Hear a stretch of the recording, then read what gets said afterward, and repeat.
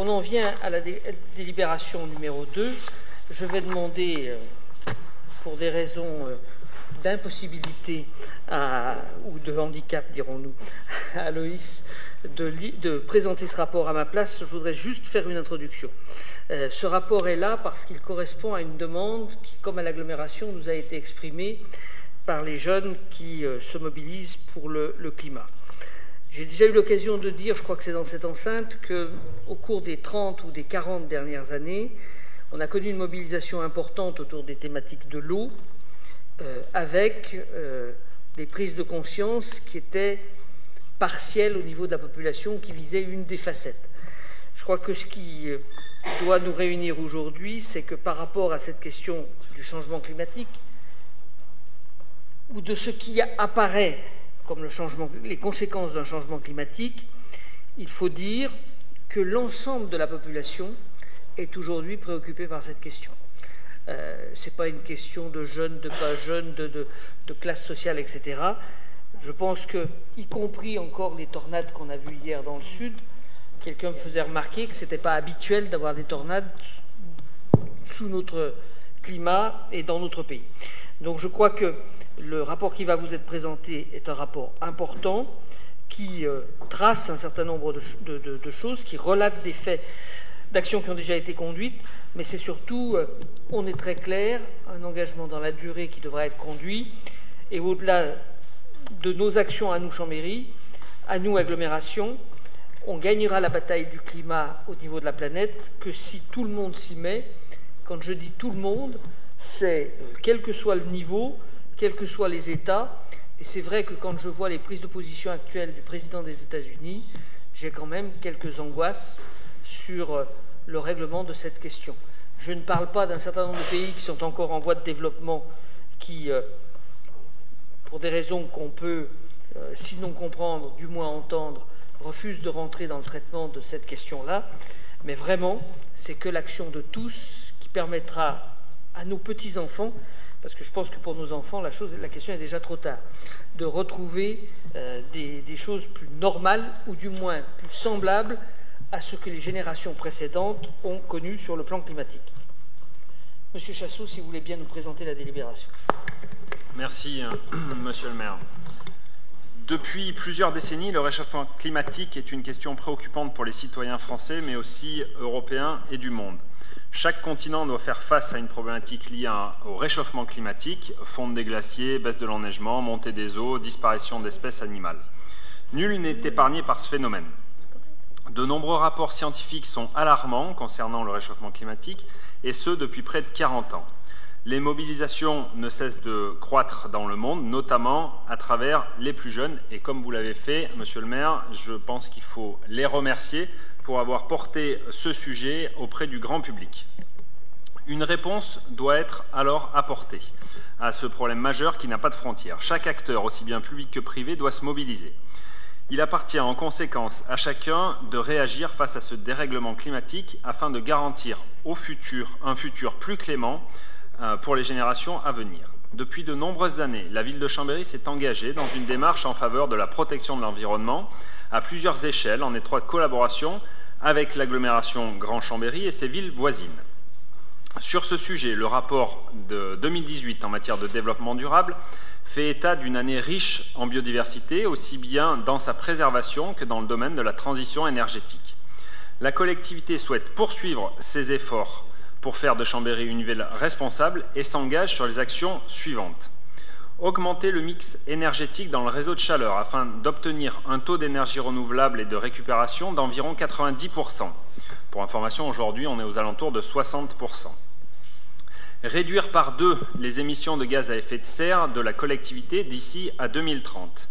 Accentuer les efforts sur la sobriété et l'efficacité énergétique afin de réduire les consommations d'énergie de la collectivité de 30% d'ici à 2030. Réduire la consommation d'énergie fossile de 40%. Mettre en place une solution de supervision des consommations d'eau et ainsi pouvoir détecter plus facilement les fuites et les résoudre, bien évidemment.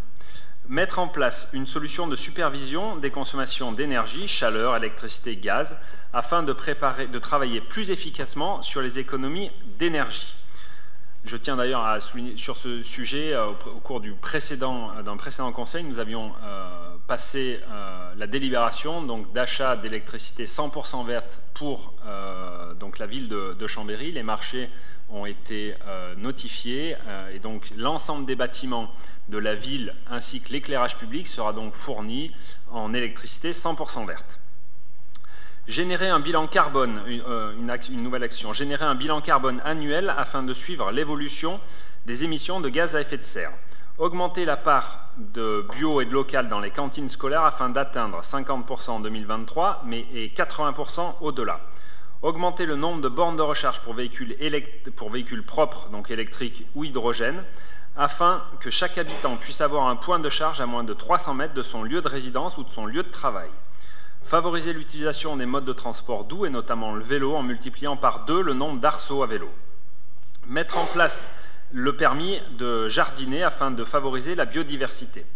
Poursuivre le développement de la politique de l'abeille, augmenter le patrimoine arboré de la ville, favoriser le développement des jardins partagés, jardins collectifs et vergers publics, déployer de nouvelles corbeilles de tri sur l'espace public, mettre en place une charte pour intégrer plus de critères autour du développement durable dans les marchés publics et augmenter la part de recyclage sur les déchets générés par les activités de la collectivité. Voilà donc un certain nombre d'actions qui sont proposées, actions en lien avec les compétences de la ville, bien évidemment. Donc la ville de Chambéry s'engage, comme toute collectivité et tout citoyen du monde, à déclarer l'état d'urgence climatique en poursuivant ses efforts en matière de changement et incite vivement tout partenaire national ou international à engager des actions similaires afin d'améliorer le quotidien de chacun et pour les générations à venir. En conséquence, je vous demande de bien vouloir retenir les conclusions suivantes. Donc de déclarer l'état d'urgence climatique. Le conseil municipal poursuit ses efforts en matière de lutte contre le réchauffement climatique et encourage toute démarche visant à lutter contre ce phénomène, que ce soit aux échelles locales, nationales, européennes ou internationales. Merci. Peut-être est-il utile de préciser que la liste que vous avez donnée correspond uniquement à des actions qui sont engagées ou qui sont en cours de travail dans les services. Oui, bien, alors l'ensemble de ces actions font bien évidemment état d'un travail qui a été mené par l'ensemble des services. Ce n'est pas des actions que l'on sort comme ça d'un chapeau sur des chiffres que l'on donne de manière hypothétique. C'est bien des actions qui sont engagées et sur des chiffres qui sont atteignables, ambitieux, mais atteignables sur l'ensemble des actions, et je le redis, sur les compétences de la ville de Chambéry, puisqu'on aurait pu lister d'autres choses, mais qui sont, comme ça a été fait pour l'agglomération au cours du dernier conseil, qui sont de compétences d'agglomération. Là, on est volontairement resté sur des actions de compétences ville. Merci. Y a-t-il des demandes de parole? Monsieur Dumassieu.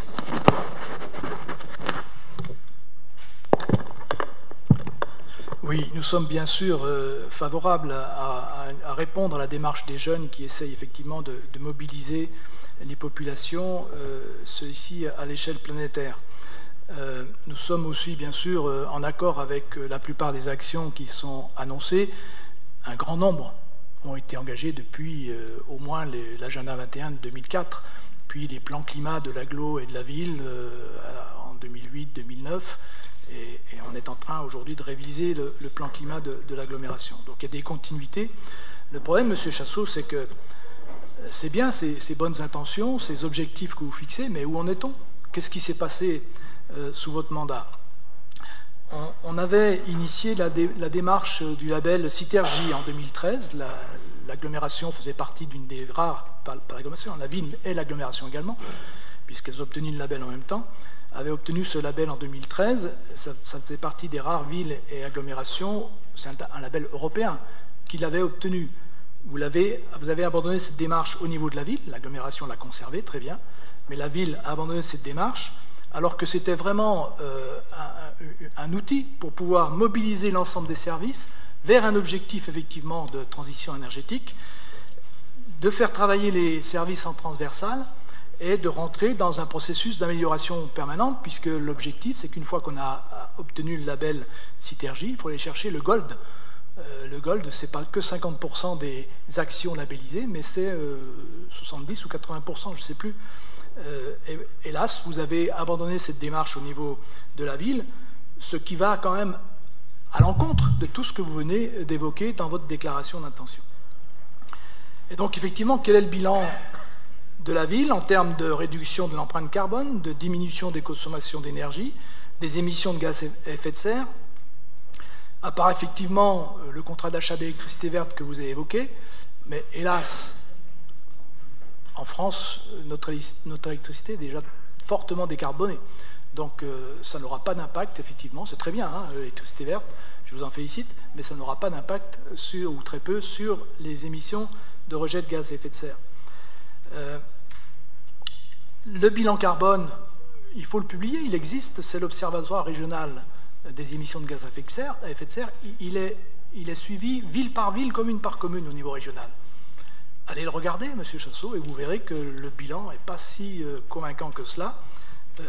Les rejets de gaz à effet de serre sur l'ensemble des communes et pour la France entière et même pour l'Europe sont repartis à la hausse en 2016, 2017 et ont commencé à s'infléchir un petit peu en 2018. Et dans le même temps, vous n'avez jamais aussi fortement encouragé les politiques en faveur des déplacements en voiture, qui sont les premières causes de rejet de gaz à effet de serre. Vous avez engagé la construction de 2 parkings de 500 places chacun pour plus de 20 millions d'euros. On va parler d'un 3e parking de 500 places sous le stade ce soir pour près de 7 millions d'euros, alors qu'il existe en heure de pointe dans l'ensemble des structures en parc d'ouvrage et des parcs de la ville, il existe aujourd'hui 600 à 800 places de disponibles en heure de pointe. Si on rajoute à ça les gros investissements des voiries de Centre-Nord, plus de 20 millions d'euros, mais on pourrait aussi évoquer les 100 millions, voire un peu plus, d'AREA sur l'amélioration d'un échangeur autoroutier. Je veux bien effectivement permettre aux voitures de rouler vite pour assurer leur sécurité, mais c'est comme sur la VRU, hein, plutôt que d'engager des millions d'euros comme vous apprêtez à le faire si vous restez aux affaires, réduire la vitesse, ça ne coûte rien et ça sécurise effectivement les déplacements. Et ça fait baisser les rejets de gaz à effet de serre. Et puis, l'action qui est la plus efficace en termes de lutte contre les gaz à effet de serre pour le déplacement, c'est la promotion de la pratique des 2 roues. Et le budget des aménagements cyclables est passé sous votre mandat de 1 million d'euros à 300 000 euros par an en 2018 et 2019. Combien de centrales photovoltaïques ont été réalisées sous votre mandat? Combien de bâtiments ont été isolés? On pourrait continuer la liste. Hein. Voilà, donc votre rapport avec toutes ces bonnes intentions qui souvent vont bien au-delà de ce mandat, 2030 on évoque, c'est bien, mais commençons par regarder ce qui a été fait. Et ce qui a été fait, de mon point de vue, n'est pas tout à fait en pleine sincérité avec les orientations de votre rapport, ce qui ne permettra pas de le voter. Alors je ne voterai pas contre parce que, on le redit, l'intuition est bonne. Et personnellement, je prendrai la même attitude que pour l'agglomération, c'est-à-dire que je ne prendrai pas part à ce vote parce que, de mon point de vue, cette proposition de motion n'est pas sincère. Monsieur Caraco. Oui, je souscris entièrement à ce que vient de dire notre collègue Henri Dupassieux. J'ajouterais que il y avait des choses simples à faire pendant le mandat. Il y avait par exemple mettre des voies réservées aux bus, boulevard des Ducs, avenue des Ducs. Il est évident qu'il y en avait besoin. Vous en avez vous-même convenu. Le rapport d'étude sur lequel vous vous êtes appuyé expliquait que c'était un élément clé de votre réorganisation du réseau. Ben non, ça sera vraisemblablement pour le mandat suivant, après Ravet. Alors les jeunes, en effet, ils se mobilisent pour le climat. Ils se mobilisent aussi contre Ravet, mais non, bon, ça continue, le parking Ravet, on y va. Entre Ravet, le stade, la Cassine et celui vers Leclerc, vous allez vous débrouiller pour lancer 2000 places de stationnement en ouvrage supplémentaires, sans même avoir fait des aménagements importants. Je pense, je vous dis, aux voies pour les bus avenue des Ducs, ou la liaison également entre l'hôpital, la place CAF et Curial pour les vélos. Et il est évident qu'il y a un besoin aussi de ce côté-là. Donc, moi aussi, je veux dire, vos intentions, je les partage. Les actions, monsieur le maire, vous avez dit l'action de tous est nécessaire. Bien sûr que l'action de tous est nécessaire, mais là, l'action n'est pas à la hauteur. Très bien. Y a-t-il d'autres demandes de parole? Madame Laclais. Oui, merci, monsieur le maire. À l'agglomération, nous avons été un certain nombre d'entre nous présents ce soir à nous associer à la délibération, et je vous confirme pour ma part que je m'associerai à cette délibération. Non pas que je souscrive en tout point à tout ce que vous avez écrit là, et non pas que je sois en désaccord avec ce que mes collègues viennent de dire. C'est-à-dire qu'il me semble qu'il y a beaucoup d'items qui sont abordés, très peu qui sont chiffrés malheureusement, et surtout peu de perspectives avec à la fois un regard sur ce qui a pu se passer précédemment et sur ce qui pourrait être des objectifs dans les années qui viennent. On reste quand même dans des formules qui sont assez vagues, et pour ma part, je le regrette. Néanmoins, je voterai parce que, comme vous l'avez dit, un certain nombre de jeunes sont mobilisés. Je crois qu'il y a un message à envoyer très clairement en leur direction. Je constate aussi que les collectivités aujourd'hui sont très impliquées, que les élus, pour beaucoup, ont changé de discours, et je m'en réjouis, parce que moi j'ai participé à des débats, la loi sur la transition énergétique de 2015, où un certain nombre de vos collègues refusaient que nous parlions de transition énergétique, refusaient de parler de changement climatique et voulaient que l'on parle d'évolution, au mieux l'évolution. En 2016, quand la loi Montagne a été, vous pouvez vérifier tout ce que je vous dis, hein, vous le retrouverez dans les débats généraux qui précèdent les textes de loi. En 2016, nous avons exactement le même débat avec des élus qui mettaient en cause les évolutions climatiques et le changement climatique que nous connaissons dans les zones de montagne. Je rappelle d'ailleurs qu'il est beaucoup plus important dans les Alpes que dans n'importe quel autre massif. Et donc tout ceci doit évidemment nous amener tous à retrousser les manches et à se serrer les coudes pour permettre aux générations futures de trouver une situation vivable. Je regrette néanmoins, et comme Jean-Benoît Cérénou vous l'a dit à l'agglomération, qu'il y a des sujets sur lesquels, malheureusement, il y a peu de remarques qui sont faites dans cette délibération et sur lesquelles nous ne sommes pas d'accord. Moi, je crois que la politique des déplacements, aujourd'hui, ne répond pas aux enjeux qui sont évoqués dans cette délibération. Pour les multiples raisons que mes collègues ont évoquées tout à l'heure, et pour des multiples raisons que nous avons évoquées à plusieurs reprises dans cette enceinte, des ruptures de charge qui sont très importantes pour un certain nombre d'utilisateurs qui s'en plaignent, des temps de trajet qui sont très longs et des dessertes fines qui sont malheureusement pas d'aussi bonne qualité qu'il serait souhaitable qu'elles soient. Et donc, évidemment, on peut regretter qu'il y ait souvent eu plutôt un regard sur le nombre de kilomètres et le financement des kilomètres que sur l'enjeu climatique quand il s'agit de questions relatives au transport. Comme je l'ai dit aussi, je regrette que nous ne soyons pas plus mobilisés sur la desserte de nos gares et de notre gare de Chambéry. Je l'ai dit au printemps dernier, nous n'avons pas eu de retour, je le regrette, des vœux qui ont été votés, des délibérations qui ont été prises. Alors, il y a eu une rentrée un peu mouvementée avec une perspective de suppression de TGV, des dessertes TER qui ne sont pas au niveau de ce qui serait souhaitable pour les usagers là aussi. Et je le redis, mais c'est une évidence, je pense que tout le monde le sait, le transport le moins polluant, c'est le transport par voie ferrée. Et donc, si on veut véritablement aujourd'hui affirmer une urgence climatique, eh bien, il faut solliciter ceux qui ont la responsabilité, que ce soit l'État ou que ce soit la région, sur cette question des transports et que nous soyons desservis à hauteur de ce qui est notre agglomération. Quand il faut aller prendre un train à plus de 80 km pour pouvoir avoir une desserte correcte, eh bien, on n'est pas dans les intentions de la délibération concernant l'urgence climatique. Alors, on peut se réjouir que le 6h25 soit revenu. Bon, c'est déjà bien, mais enfin, je crois qu'on n'est pas au niveau de ce qu'on était il y a 2 ans, et c'est véritablement un problème sur lequel je crois qu'il faut que nous puissions nous entendre et faire entendre surtout notre voix au niveau national et au niveau régional. Enfin, moi je suis toujours un peu ennuyée quand on supprime les éléments nous permettant de savoir où on en est. Alors je sais, Monsieur Chassot, que vous n'avez pas voulu que figure un certain nombre de chiffres dans les différents rapports que vous nous avez donnés. Moi, je le regrette. Je le regrette parce qu'on parle, mais si vous ne voulez pas inscrire cette délibération, je ne sais pas quelles seront les équipes qui seront en responsabilité, mais je me place bien au-delà de ça.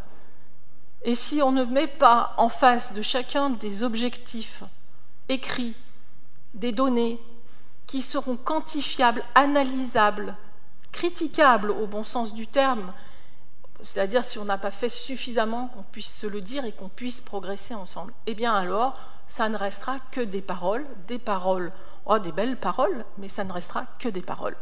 Donc, moi j'appelle de mes voeux aujourd'hui, en votant cette délibération, que nous puissions avoir véritablement des tableaux de bord nous permettant de nous positionner, de voir ce qui avance, ce qui n'avance pas suffisamment vite. Quand on dit augmenter le patrimoine arboré de la ville, c'est un sujet chaud, hein. C'est bien de le dire, c'est encore mieux si on peut savoir dans la durée comment ça se présente. Poursuivre le développement de la politique de l'abeille, on va avoir une délibération. Très bien, mais là aussi, ça manque un peu de données chiffrées. Mettre en place les permis de jardiner afin de favoriser la biodiversité. Oui, quel objectif chiffré? Et puis qu'en 2020, 2021, 2022, quel que soit le conseil municipal, eh bien nous puissions nous référer à ces données et que nous puissions les faire progresser ensemble. Voilà, moi c'est ce que je souhaitais vous dire. Vous avez compris que ce n'est pas un blanc-seing que je donne ni sur les objectifs que vous avez fixés ici, ni sur la manière dont vous les avez présentés, mais en tout état de cause, ce qui me semble important, et le message que je souhaite pour ma part délivrer, c'est que, oui, parfaitement conscient, comme l'ensemble de mes collègues, de l'urgence climatique, je souhaite que notre collectivité y soit associée. Nous n'avons pas forcément les mêmes objectifs, ni chiffrés, ni en termes d'items développés. Néanmoins, le principe, oui, je l'adopterai. Merci. Y a-t-il d'autres? Monsieur Fajot. Oui, enfin, deux, trois choses. Enfin, pour moi, bon, c'est vrai que, comme a dit mon collègue Henri Dupassieux, très bonnes intentions pour la ville. Pour ce qui me concerne, une déclaration d'état d'urgence climatique ne peut être accompagnée qu'une déclaration d'état d'urgence sociale, parce que moi, ce que je vois, et c'est pas moi, tout le monde le dit d'ailleurs, et les rapports en font foi, c'est que ce sont quand même les populations les plus défavorisées, les plus fragiles, qui aujourd'hui sont les plus impactées par le dérèglement climatique. Et c'est vrai que même si c'est de l'ordre national, hein, évidemment, l'urgence sociale, mais il y a quand même aussi un certain nombre de domaines sur lesquels on pourrait intervenir. Alors je vais prendre trois exemples. La question du pouvoir d'achat, qui ne relève pas évidemment de la ville, enfin, sauf pour les personnels de la ville, ça va de soi. Après, il y a la question de l'habitat et des mobilités. Et je crois que sur ces trois exemples, hein, que je donne, hein, sur ces trois thèmes que je développe, enfin trois actions à mener, je veux dire, pour que tout le monde soit, en termes d'égalité devant cette urgence climatique, il faut l'accompagner, comme je viens de dire, d'une urgence sociale. Je reviens sur la question des trains, parce que je partage tout à fait ce que vient de dire Bernard Taclé, mais je veux dire, à un moment donné, vous avez été destinataire d'un courrier du syndicat CGT, je crois, des cheminots de Chambéry, alors qu'on va inaugurer la nouvelle gare dans quelques jours, le 8 novembre. Et c'est vrai que là, il y a aussi un paradoxe. Je crois que, bon, on a tous agi les uns et les autres, hein, pour sauver le train du matin. Bon, c'est quand même particulièrement choquant, hein, de la suppression par la SNCF et le gouvernement, parce que moi, j'allie les deux. Hein, voilà, parce que je pense que la SNCF, on l'a vu encore récemment, le président de la SNCF, il a accompagné le Premier ministre. Donc je pense que là-dessus, il n'y a pas de problème. Et il semblerait que quand même, à quelques jours de cette inauguration, de bien faire passer le message, puisque le nouveau président sera présent, de la dégradation quand même qu'il y a aujourd'hui, alors en termes de... C'est contenu dans la lettre que vous envoyez le syndicat, CGT, et je pense que ça serait intéressant qu'on fasse valoir, dire que à Chambéry, il faut renforcer un certain nombre de choses. Alors je ne vais pas rentrer dans le détail, vous l'avez reçu la lettre, rien que sur la... Moi je me suis rendu à la gare l'autre jour, rien que sur les guichets, ça pose quand même question. Des guichets ouverts, je ne sais plus, à une amplitude, 11h du matin, je crois.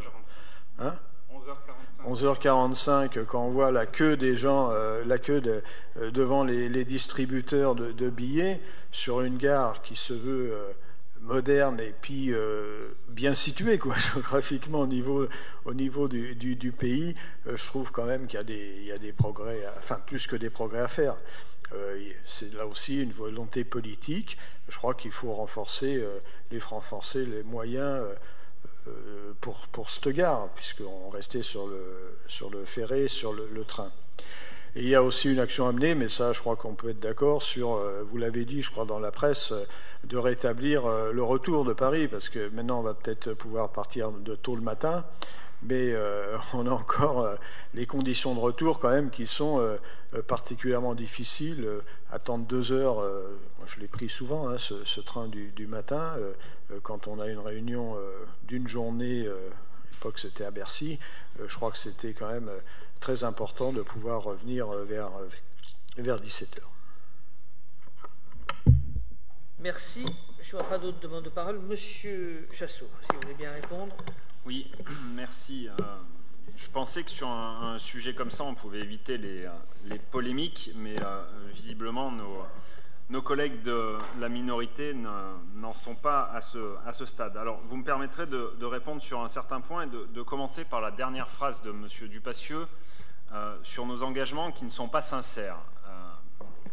Il se trouve, M. Dupassieux, que j'ai peut-être pas comme vous ma carte à Europe Écologie Les Verts, mais j'ai un certain parcours, à la fois personnel et professionnel, qui font que sur des sujets comme ça, je pense les avoir portés et avoir travaillé dans le sens de la biodiversité et des engagements en matière d'écologie. Donc vous me permettrez d'être légèrement heurté par ces propos à mon encontre. Et l'action qu'on mène avec le maire et l'ensemble du conseil municipal depuis 2014 montre justement bien l'inverse. Alors, les rapports en matière de développement durable nous montrent les différentes actions. Vous avez souligné un certain nombre de points. Le label Citergie, j'ai expliqué au cours d'un précédent conseil, effectivement, pourquoi la ville de Chambéry, qui était arrivée au terme du contrat avec ce label, nous avions donc, puisque l'agglomération s'était engagée également, et ça avait du sens de rejoindre justement l'agglomération et d'éviter les doublons à la fois ville et agglomération sur ce type de label. Et j'avais également précisé que mon action était, mon travail était justement dans l'action et pas forcément aller chercher différents labels qui peuvent exister partout en France. Je préfère concrètement les actions à aller recevoir des prix à Paris ou à Nantes. Donc c'est dans ce sens que nous avions transmis l'ensemble des éléments à l'agglomération. Et sur ces sujets, les agents de la collectivité, c'est pas parce que nous avons arrêté le label Citergie que du jour au lendemain, les agents de la collectivité ont arrêté de prendre en compte ces enjeux-là dans leur quotidien. Ils sont engagés, ils sont au fait de l'ensemble des sujets, et c'est leur expertise qui nous permet de continuer à avancer dans ce sens-là, et ils sont donc bien mobilisés. Alors après, sur différents autres sujets, les parkings, Monsieur Dupassieux, vous êtes revenu sur les parkings, les différents parkings que nous construisions. Vous avez cette vision, parking égale voiture uniquement. Je voudrais juste vous rappeler le parking, notamment le parking Ravet, il est fait pour permettre à l'avenue des Ducs d'être réaménagé, et d'être réaménagé avec des couloirs bus et des couloirs vélos. Le parking Cassine, il est fait pour la gare multimodale. Donc, c'est pas un parking pour construire un parking, c'est bien un parking dans une vision d'amélioration de la qualité de vie et de déplacement sur Chambéry. Le centre-nord, alors là, vous êtes, je sais que c'est votre marotte un petit peu depuis quelques temps de revenir sur les montants du centre-nord. Les 20 millions d'euros des différents aménagements. Là aussi, le centre-nord, les aménagements, ils sont faits pour pouvoir créer le quartier, l'écoquartier de la Cassine et de pouvoir apaiser l'ensemble du quartier de Vétrotex, pardon, et d'améliorer et de créer cet écoquartier. Et là, je voudrais juste vous donner un autre chiffre, Monsieur Dupassieux, puisque c'est vous qui l'avez porté. Vous, les 20 millions d'euros que vous auriez dépensés si vous étiez à notre place ici, c'était pour construire le pont Gambetta-Cassine, un autopont qui allait ramener en centre-ville des milliers de véhicules. Et l'ensemble du projet, c'était 100 millions d'euros. Donc si vous voulez, on peut s'envoyer des chiffres au visage sans aucun problème. Vous, c'était 20 millions pour un pont en centre-ville. Nous, c'est 20 millions pour aménager un quartier et un écoquartier et de permettre aux futurs habitants de vivre dans un quartier apaisé. Vous êtes revenu sur les pistes cyclables. Désolé, Monsieur Dupassieux, mais c'est quand même nous et notamment Josiane Beau qui avons créé la nouvelle piste cyclable sur l'avenue Gambetta, notamment le quai des Allobroges, pardon, et qui a permis, et on le voit au quotidien, un nombre de cyclistes d'augmenter de manière extrêmement importante avec la borne, notamment du palais de justice. Sur le photovoltaïque, ça aussi je sais, vous revenez régulièrement là-dessus, on n'aurait pas créé d'infrastructure photovoltaïque. Effectivement, on n'a pas rajouté de nouveaux panneaux solaires. Par contre, on a entretenu ceux que vous aviez laissés à l'abandon. J'ai jamais voulu publier le rapport que nous avions fait en 2014 sur l'état des infrastructures photovoltaïques de la ville de Chambéry. Il n'y en a pas une qui fonctionnait correctement, Monsieur Dupassieux. Donc, si vous voulez, on peut publier le rapport, il n'y a pas de difficulté. Donc nous, par contre, on a remis en état les centrales photovoltaïques de la ville de Chambéry. Alors ensuite, Madame Laclais, vous avez signifié que dans le rapport, il y avait des formules vagues. Je ne sais pas si augmenter le mix énergétique du réseau de chaleur à 90%, pour moi, ce n'est pas vague, c'est très clair, c'est précis. Augmenter le part de bio et de local dans les cantines à alors 50% en 2023 et 80% au-delà, c'est très clair. Installer des bornes de recharge pour que chaque citoyen ait à 300 mètres de son lieu de résidence ou de travail une borne de recharge pour véhicules propres, c'est aussi très clair et très précis. Alors, bien sûr qu'il y en a d'autres qui sont des intentions plus larges, mais c'est ça, c'est des actions à long terme plus larges et des actions très courtes, très précises, très claires. Donc, sur ce qui est des tableaux de bord, là aussi, je sais, vous revenez régulièrement là-dessus. Alors, à chaque fois, j'y réponds, je reviendrai. Il se trouve que le rapport développement durable de 2019, qui sera donc fait en début d'année 2020, on pourra là clairement mesurer effectivement les actions que nous avons pu porter au cours de cette mandature. Donc là, Monsieur Dupassieux, vous pourrez vous en donner à cœur joie sur les différents sujets. Il se trouve qu'effectivement, vous verrez, il y aura un tableau de bord qui sera publié avec l'ensemble des indicateurs que vous aimiez reprendre sur chacun des rapports et on pourra mesurer concrètement notre action. Alors après, vous revenez là aussi toujours sur les bus, sur les trains, sur le TER.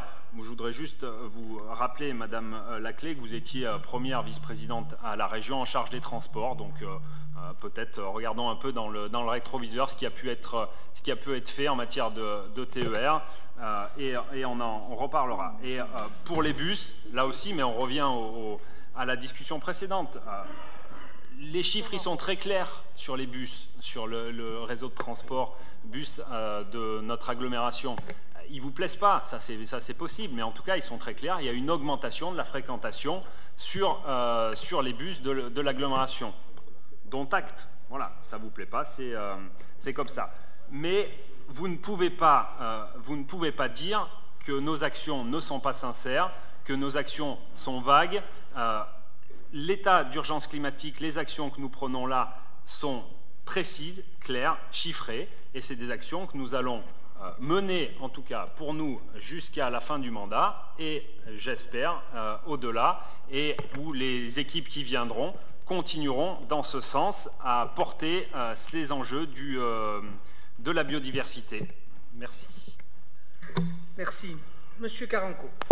Oui, l'intervention de Monsieur Chassot vient de me permettre de réaliser quelque chose. C'est que finalement, votre approche des indicateurs, c'est toujours de comparer à l'intérieur de ce que vous avez fait et jamais de vous inscrire dans la longue durée pour éviter des comparaisons désagréables. Monsieur Caraco, je crois que cette dernière intervention est un peu déplacée, mais on aura l'occasion d'en reparler hors de ces murs. Chers amis, il me semble que l'appel qui nous est lancé par les jeunes générations sur cette question du changement climatique et de ses conséquences pour les populations appelle d'autre chose que de l'envoi de balles de ping-pong à la figure. Je crois que nous sommes, et je vous remercie de l'avoir dit pour ceux qui l'ont dit, nous sommes au moins conscients les uns et les autres que la situation nécessite que nous fassions et que nous fassions tous ensemble. Alors nous avons sans doute des points d'approche différents, des thermomètres différents. L'action publique, elle s'inscrit dans une continuité, quelles que soient les alternances politiques. Il y a un certain nombre d'actions, je prends la première ligne sur le chauffage urbain, M. Dupassieux, c'est vous qui avez engagé l'évolution du mixte thermique. Nous ne vous le remettons pas en cause, nous vous disons qu'il faut poursuivre. Je peux prendre d'autres exemples de cette manière-là. Vous avez cité les exemples qui vous plaisaient de citer, vous en avez volontairement oublié d'autres, alors vous me permettrez de les citer. Je pense par exemple à l'évolution de la piétonisation dans Chambéry. Nous avons piétonisé, on m'avait dit que ce serait impossible à faire, le haut de la rue de Boigne, le boulevard de la Colonne en partie, la rue Vieille-Monnaie, et soyons très clairs, si nous n'avions pas été entravés dans l'action sur la réalisation du parking Ravet, et pour certains d'entre vous, vous y avez pris une part active, le parking serait terminé, nous aurions, en cette fin de mandat, augmenté la zone piétonne à l'ensemble de l'arrière du théâtre, nous aurions supprimé le couloir, la zone de voiture qui est sur la dalle avenue des Ducs, et nous aurions réalisé l'axe pour les bus. De la même manière, et là-dessus je suis très clair, la portion qui va de la place CAF à Curial aurait été réglée, on aurait pu supprimer une rangée de voitures et mettre en place des pistes cyclables. Cette volonté de réaliser ces trois projets, elle me demeure chevillée au corps, et la réalisation du parking Ravet, qui je l'espère pourra nous permettre sera mise en service à l'été prochain, devrait nous permettre d'engager dans les semaines qui suivront ces trois projets. Parce qu'effectivement, ce que sera la ville de demain en termes d'habitabilité, de vie, de paisibilité, c'est différent de ce qu'on a connu les générations précédentes. De la même manière, vous ne l'avez pas évoqué, il nous faut envisager comment, y compris pas dans l'hyper-centre historique, parce que la configuration architecturale rend les choses difficiles, mais comment dans ce premier cercle du tour du centre-ville, on peut multiplier les points de verdure, multiplier les points de fraîcheur en faisant peut-être appel à l'eau. Et là-dessus, il y a un travail qui est engagé, que nous devrons mener à son terme pour assurer la vivabilité du cœur de ville. Ça vaut aussi à Chambéry-l'Eau, ça vaut aussi au Biolay. Alors, c'est des quartiers qui ont été construits un peu différemment, où la végétation a été implantée en même temps que les immeubles, mais nous avons aussi une demande d'amélioration des conditions de vie face au changement climatique dans ces quartiers-là. Je crois que ça sera de toute façon une action de très longue haleine. Et oui, vous avez raison de dire qu'il faut qu'on embarque dans cette affaire-là l'ensemble des partenaires. Vous avez cité ce qui a été réalisé sur le 6 heures, le TGV du matin, 6h25. C'est vrai que nous avons dû faire appel directement à celui qui sera bientôt l'ancien président de la SNCF, Guillaume Pépi, et que nous sommes au travail sur d'autres opérations. C'est vrai que le cadencement qui a été réalisé à Grenoble, par exemple, il y a quelques années, en accord avec la région. C'est le sujet sur lequel nous travaillons avec la vice-présidente qui s'appelle Madame, j'ai plus son nom, qui vient du Cantal. La vice-présidente de la région Martine Guibert. Madame Guibert, nous y travaillons en lien avec la SNCF. C'est pas simple, mais nous devons arriver à avancer sur cette opération-là. Il s'agit d'abord de mieux rythmer les trains, ensuite éventuellement d'en rajouter. Et puis il y a d'autres sujets. Le sujet de la desserte entre Chambéry et Lyon sur le plan ferroviaire est effectivement aujourd'hui anachronique. C'est un sujet que nous avons tous, les uns et les autres, suspendu à la réalisation du Lyon-Turin. Je n'ai, à la minute qu'il est, aucune échéance sur la réalisation du Lyon-Turin, mais ce dont je suis sûr, c'est que, quelles que soient les majorités à la région, il faut travailler sur l'amélioration de la desserte entre Chambéry et Lyon. Nous sommes la ville la plus mal desservie dans le schéma régional, celle qui a le plus de retard depuis bien longtemps. Il faut absolument que les choses bougent sur cette question-là. On a encore eu l'occasion de voir, il y a quelques semaines, le responsable des TER au niveau régional pour travailler avec lui, TER SNCF, pour travailler avec lui sur ce sujet. Je pense qu'aujourd'hui, ce que nous demandons et ce que nous voulons est compris. Il faut maintenant arriver à le faire mettre en œuvre. Et là-dessus, M. Fajot, on a besoin de pousser tous pour avancer. Alors après, est-ce que l'heure des guichets est la bonne? Est-ce qu'il y a toujours autant de gens qui achètent les billets de train au guichet? Et quelle est la proportion de ceux qui font ça directement sur Internet?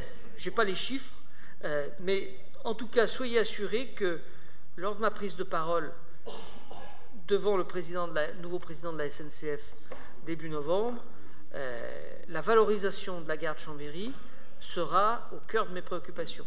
Il ne s'agit pas qu'entre la SNCF et l'agglomération, on ait engagé plus de 40 millions pour améliorer et réaliser ce site, pour en faire une cathédrale du vide.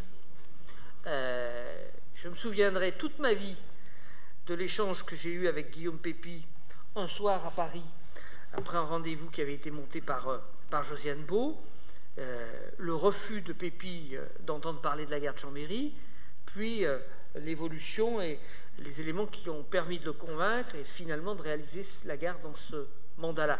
Ça a été une soirée qui, pour moi, restera une soirée importante dans ma vie, parce que je vous avoue avoir passé à la fois un très mauvais moment, le début a été compliqué, et puis un moment où on a un peu construit, et la preuve, c'est qu'aujourd'hui, le 8 novembre, on inaugurera la gare.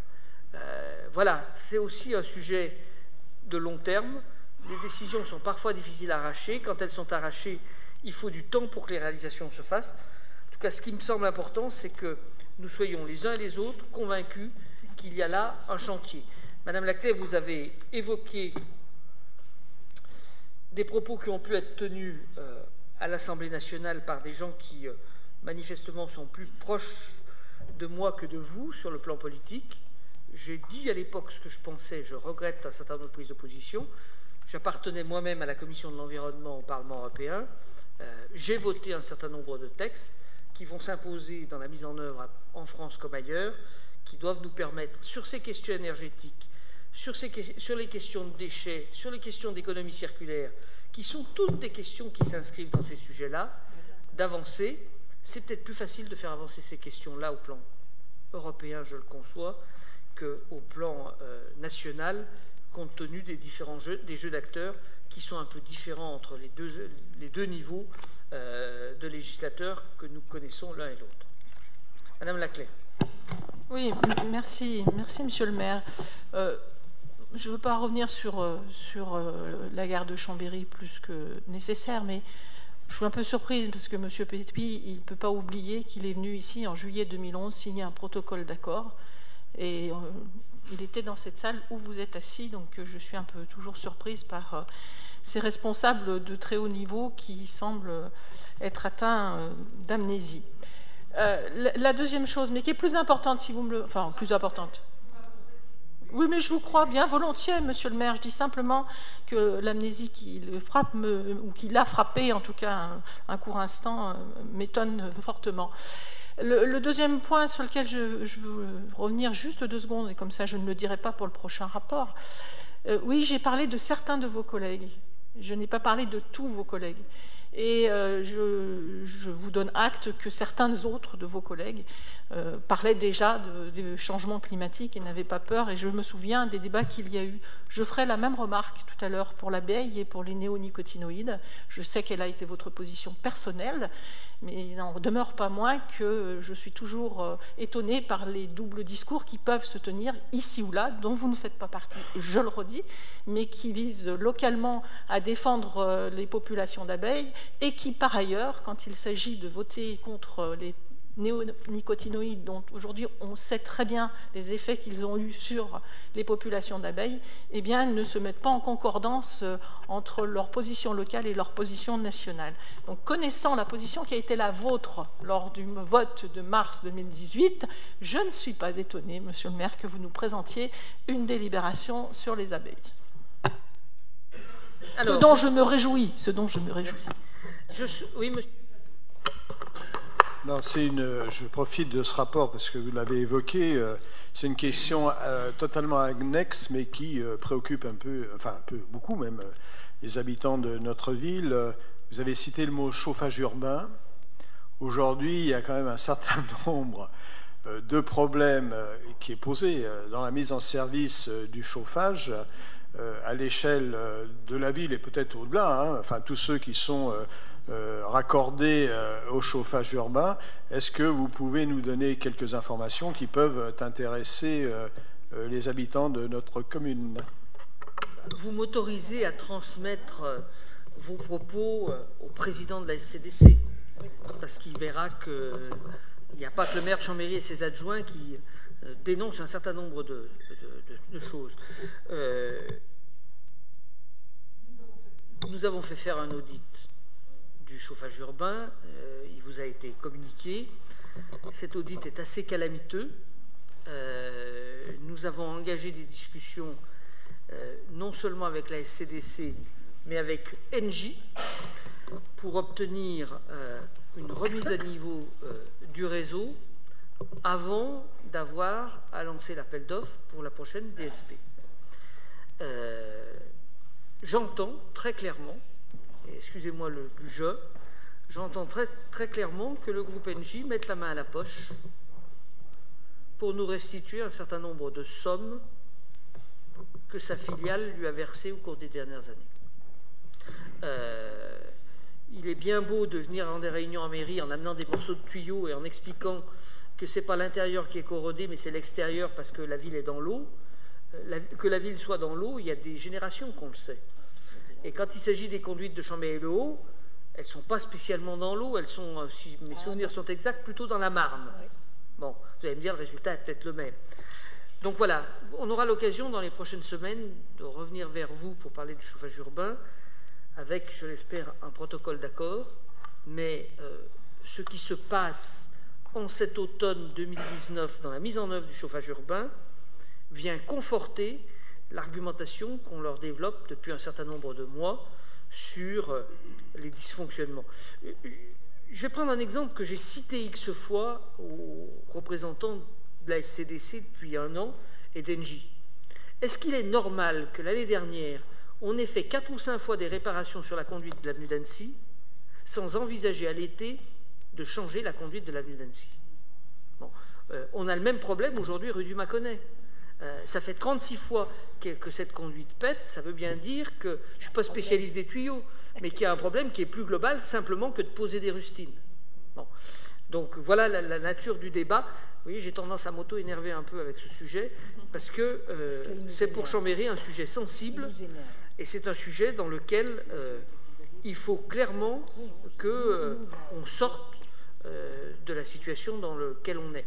Alors, les chaufferies marche plutôt bien, etc. Mais on a aujourd'hui un vrai problème dans les tuyaux et dans les sous-stations qui ont été montées au fil du temps, et on s'aperçoit que d'une sous-station à l'autre, le transfert de propriété ou le passage d'un propriétaire à l'autre n'a pas été fixé de la même manière, etc. Résultat, personne ne sait exactement qui doit réparer quoi. Donc il est important que, compris dans ce qui est devant nous, on fixe une bonne fois pour toutes que pour toutes les copropriétés, qu'elles soient publiques ou privées, la prestation de la SCDC s'arrête à tel endroit de l'installation et non pas au petit bonheur la chance à un endroit ou à l'autre. Puis il y aura un autre chantier qui devra s'ouvrir également pour préparer la prochaine DSP à intervenir pour 2024, c'est le débat sur la facturation, parce qu'on s'aperçoit qu'aujourd'hui, il y a une multitude de modes de facturation et que finalement, on a beaucoup de mal à retrouver nos petits dans ce qui est en fait comment on appelle, une stratification qui remonte à 1954 ou 1953. Au fur et à mesure quel a été l'interlocuteur, comment les choses ont été négociées, on a des contrats qui sont complètement différents d'une copropriété à l'autre. Voilà, je soumets ce rapport aux voix. J'ai compris que M. Dupassieux ne prenait pas part au vote, c'est ça? Alors, vous ne prenez pas part au vote. 1, 2, 3, 4. Y a-t-il des 5?